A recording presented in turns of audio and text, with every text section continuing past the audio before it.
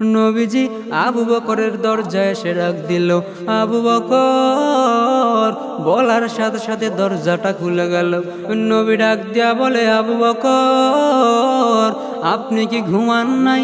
আবু বকর ডাক দিয়া বলে, নবী আমার, আপনার কি মনে নাই গত 6 মাস আগে যে আপনি আমারে বলেছিলেন, রে আবু বকর, আমি হিজরত করব আর আমি নবী হিজরতের সঙ্গী হবেন আপনি আবু বকর। আল্লাহর কসম করিয়া বলি, আল্লাহর কসম, ওই দিনের পর থেকে আমি আবু বকর একটা মুহূর্তের জন্য বিছানাতে পিঠ লাগাই নাই। শুধু আমি একা পিঠ লাগাই নাই তা নয়, ও নবী তাকায়া দেখেন আমার বাসার উটগুলো প্রতিদিন দরজার দিকে তাকায়া থাকে আর মনে মনে বলে, নবী কখন আসবেন? আমার পিঠে চড়িয়া নবী মদিনার উদ্দেশ্যে রওনা দিবেন।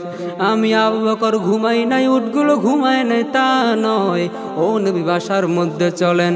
নবীজি বাসার মধ্যে গিয়া দেখে অনেক নাস্তার আয়োজন করা।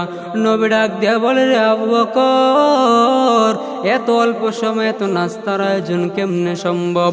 আবু বকর ডাক দিয়া বলে, নবী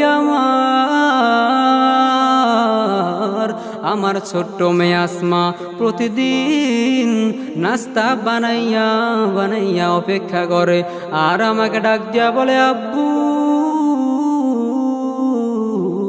নবী কখন আসবেন? আমার বানানো নাস্তাগুলো নবীকে দিব, নবী হিজরতের রাত্রিতে খাবেন। নবী ডাক দিয়া বলে, রে আবু বকর, আপনার এই ঋণ আমি নবী কখনো শোধ করতে পারবো না, তবে আল্লাহর কাছে বলে রাখতেছি রে মালিক, আবু বকরের সফর এখন থেকে শুরু হয়ে গেল, মদিনা পর্যন্ত সফর শেষ না। আবু বকরের সাথে আমার সফর শেষ হবে জান্নাতের মেহমান খানায়।